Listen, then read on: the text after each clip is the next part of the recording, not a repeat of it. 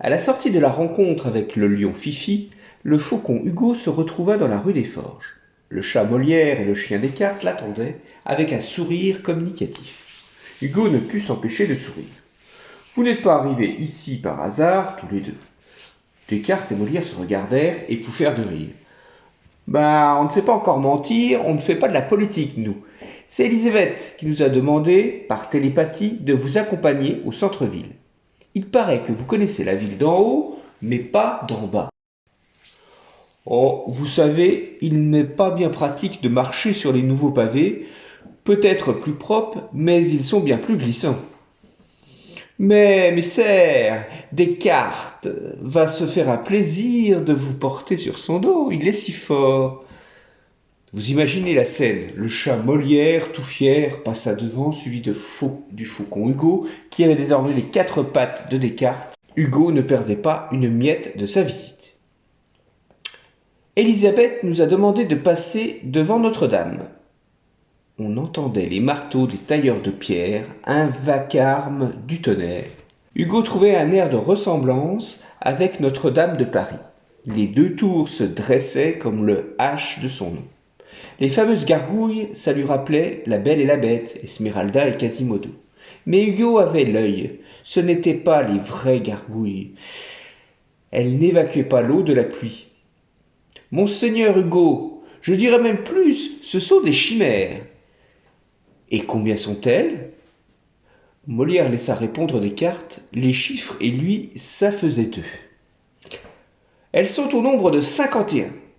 Comment ça, cela 51 se dit Hugo en se rappelant du nombre de le chevalier de la toison donné par le roi lion Fifi. Eh oui, 51, comme le pastis, ricana Molière en prenant l'accent de Marseille. Hugo restait pensif et voulut en savoir plus sur ces chimères. Il demanda d'interroger les tailleurs de pierre. Molière demanda au termite de service. Vous avez quoi en magasin? Le termite répondit. Toutes les misères du monde, tous les plus vilains péchés sont taillés ici. Hugo observait, mais pourquoi vouloir représenter sur la plus belle face de la cathédrale les comportements les plus vils, et vouloir enfermer la lumière par ses vitraux? Ne fallut-il pas faire l'opposé? Le termite enchaîna.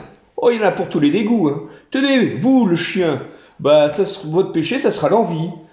Descartes baissa les yeux en répondant. Ça vaut mieux que la pitié. Et pour vous, le chat, ce sera la trahison. Molière regarda en l'air. Quelle sottise, c'est vraiment stéréotypé le truc du duc. Vous auriez pu me coller aussi l'étiquette de feignant. Le termite. Voilà, pareil, ça, c'est déjà pris par la chouette. Le patron, il l'a bien chargé avec la cupidité et aussi l'avarice. Le patron, il doit pas vraiment beaucoup l'aimer, la chouette, hein.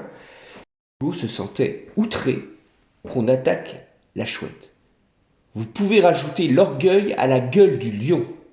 Il y a la gourmandise du loup, la luxure de la chèvre, la médisance du canard.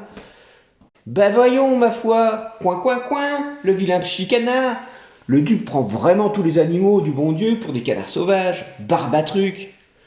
Molière avait raison, et Hugo comprenait ainsi pourquoi Elisabeth le conduisait indirectement ici, au centre-ville. Le roi, au-dessus de sa tour, avait une image bien réduite et malsaine de ses sujets. Certes, le lion Fifi arrivait à distinguer le bien du mal pour chaque animal. C'était une preuve incontestée de supériorité intellectuelle. Qu'il puisse afficher et isoler le mal à ce point était pour Hugo une infériorité d'esprit. Le mal existe certes, mais pas sans la lumière, comme l'ombre est attachée à la lumière, et ils forment un tout. Ce sont comme les sens qui sont attachés aussi à l'esprit. Les 2 se valent. Hugo commençait à douter des bien-fondés du projet de la Toison d'Or. Pourquoi se battre à 51 chevaliers? Contre des dragons? Contre des gargouilles? Le roi Fifi, qui se voulait si bon, était-il convaincu d'exterminer tous les péchés? Maître Hugo, continuons la visite que la chouette Elisabeth nous a concoctée. Nous voilà arrivés à la maison des singes. C'est l'administration du roi, là où sont traitées les affaires royales de gros sous. Nous n'avons pas le droit d'y entrer, nous sommes de trop petits animaux, mais Elisabeth vous confie son laissez-passer. Le singe à l'entrée, qui faisait le guet, fit une grimace en scrutant le bec d'Hugo. et en regardant en même temps la photo du laissez-passer. Bonjour mon ami, tous les singes font la même grimace. Eh bien c'est ainsi pareil chez les rapaces. Nous avons tous le même bec. Oui, c'est ce que je vois, tous les mêmes. Vous avez un numéro de matricule? Vous voulez mon numéro? Hugo hésitait. Mais que voulait donc ce singe? Une intuition lui vint. Oh, le roi m'a donné un numéro ce matin. C'est le numéro 51. Oh, le singe se mit alors de suite à genoux. Excusez-moi, monseigneur, je vous emmène tout de suite au singe général Smith. Tous les singes dans les couloirs de la maison se ressemblaient. La seule différence était leur code-barre sur le front. Le singe général arriva aussi vite qu'il put. Excusez-moi, monseigneur, j'étais en train de préparer notre nouveau jeu fiscal pour les petits animaux. Vous vous occupez des finances publiques? Oui, le jeu est essentiellement pour la basse-cour et les mollusques. Nous devons retrouver de la monnaie. Notre roi a encore acheté un comté belge en viager et il nous faut trouver de la monnaie. Mais quel est ce jeu?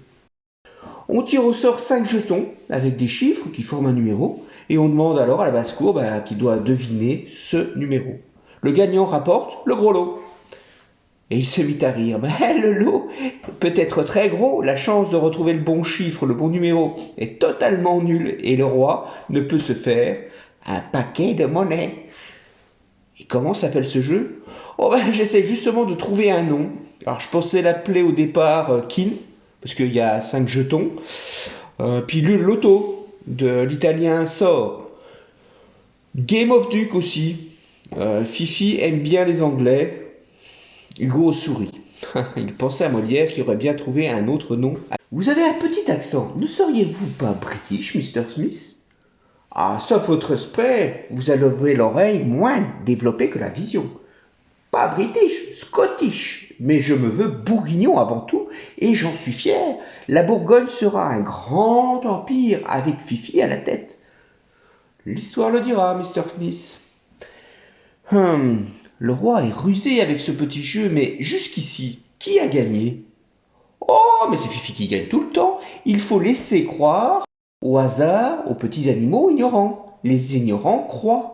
Hugo réfléchissait. Les ignorants croient effectivement. Les éduqués viendraient à les faire douter du pouvoir du roi. Mais les croyants, en une cause qui est infondée, peuvent aussi entraîner leur peuple au pire délire. Moi, vous savez, je suis savant, je ne pense pas, je n'ai pas à douter, je suis programmé à exécuter les désirs de notre roi et je répépépète. Ah, et vous le faites bien, un vrai perroquet, moulin à parole du roi. Et surtout, jamais un sacré paquet de monnaie. Mais qui bosse donc dans ce palais finalement? Qui crée toute cette monnaie? Oh, ce sont les mollusques, ce sont les faibles qui en baffent dans le bourg. Les bourgeois, comme les escargots, les grenouilles, ils en sont tout gluants. Moi, je ne les touche pas. Je ne fais que récolter l'impôt, mais c'est vrai, c'est grâce à eux qu'on se fait notre beurre sur les escargots, et ils nous apportent un paquet de monnaie de dingue. Mais quel est leur intérêt? Intérêt? Non, non, non, non, pour l'instant, on ne fait pas de prêt aux pauvres. La religion l'interdit. Vous savez, la monnaie peut avilir les pauvres animaux qui ne sont pas préparés. Ils dépenseraient tout inutilement, place Zola, pour les meilleurs. Le duc a pensé à un autre truc. Le truc du duc. Entre nous, ce sont les escargots qui bossent les mieux. Les grenouilles, c'est une catastrophe. Pour les inciter les meilleurs escargots de Bourgogne, le duc envisage de créer un bouclier fiscal, de réduire les impôts, surtout de leur supprimer la taxe d'habitation. Les pauvres sont obligés de traîner leur maison. Le duc a de la compassion compensatoire, vous savez. Et puis, si les escargots sont moins lourds, ils en bronzeront d'autant plus et ça fera un paquet de monnaie en plus. Et avec cela, on pourra se payer le Portugal. Et puis, le projet secret. Vous êtes au courant, monsieur? La toison d'or. Oui, la toison d'or, j'en ai assez entendu. Je vous souhaite bonne chance, mon ami, et plutôt bonne quête. À sa sortie, Hugo raconta le fonctionnement financier du palais. Descartes trouvait ce fonctionnement finalement logique. Il fallait bien trouver des sources de financement et combler les dépenses si on ne voulait pas que le palais soit en dette. Molière ressentait, lui, vraiment un dégoût, et avec ces mots, il qualifiait le trou financier du duc comme abyssal, un trou noir d'où aucune lumière ne pourrait sortir. Hugo. Continuons, mes amis. Il faut passer une fois dans sa vie par ce chemin, se retrouver seul et toucher le fond et ouvrir les yeux. Molière et Hugo dirent en chœur. Vous n'êtes pas seul, monseigneur Hugo, nous sommes là. Hugo repartit sur le dos de Descartes, la vérité était en marche et rien ne l'arrêterait. En avant, le sage m'a parlé d'une place Zola. Nos trois compères arrivèrent vers une place très bruyante où se tenait un terrier, ou peut-être une tanière, tenue par... Ce n'était pas clair non plus si c'était un blaireau ou un cochon, mais on entendait des grenouilles ivres qui criaient. « Hé Zola, une autre chope de cervoise !» Zola répondait « Oh hé Jacasse, un mollo et minute papillon hein. !» La cervoise et l'hydromel coulaient en grande quantité pour ce qui semblait être une fête. « Monseigneur Hugo, l'eau n'est pas très potable dans la basse-cour, mais je vous déconseille tout autant de vous mettre à la bière. »« Oh, il a son chauffeur particulier qui ira droit. Descartes, on aurait pu t'appeler Sam. Celui qui pense, c'est celui qui ne dévie pas. » Ça ira pour moi, mais je préfère le vin romain. Mais il n'est servi qu'au palais, je suppose. Oh, bah les grenouilles Jacasse, et puis les escargots Jacot s'en donnent à cœur joie. Vous avez vu la roue au centre, là, au centre de la place? Mais c'est dégueulasse! Les ânes bêta, et puis même quelques jacasses, criaient des injures. Une grenouille était étendue sur la roue, écartelée. Elle était là depuis des heures sur la place, et le bourreau, un serpent nommé Rabelais, sifflait. Il s'approcha pour étouffer la grenouille. La foule criait d'encouragement en liesse. Une auto venue tout droit de Notre-Dame, avec de grosses lunettes, lisait les Écritures en attendant que la grenouille condamnée avoue à la dernière minute ses péchés, d'être laide comme une sorcière maléfique, et de s'être trompée dans les prévisions météo, et surtout de dire n'importe quoi. Hugo détourna le regard. Sortons du centre-ville. Nous en savons assez. Retournons au calme vers Élisabeth. Aucun bonheur ne sera permis dans l'ignorance ici. Une surface brillante paraît toujours plus grande qu'une surface sombre. La lune nous paraît plus grande à l'horizon que lorsqu'elle est au zénith. Descartes dit, abattu, les oreilles pendantes. La lune ne change pas de taille. La désillusion est terrible, me plonge dans le désespoir. Monsieur Hugo, nous avons été trop optimistes. Avant de regarder les faits, nous aurions bien mieux fait de ne pas avoir d'espérance. Ce Fifi n'est pas un lion mais un éléphant. Il nous trompe énormément. C'est la confusion entre concevoir aveuglément et voir concrètement. Nous avons pris nos désirs pour des réalités, mais l'espoir d'un monde meilleur fait vivre.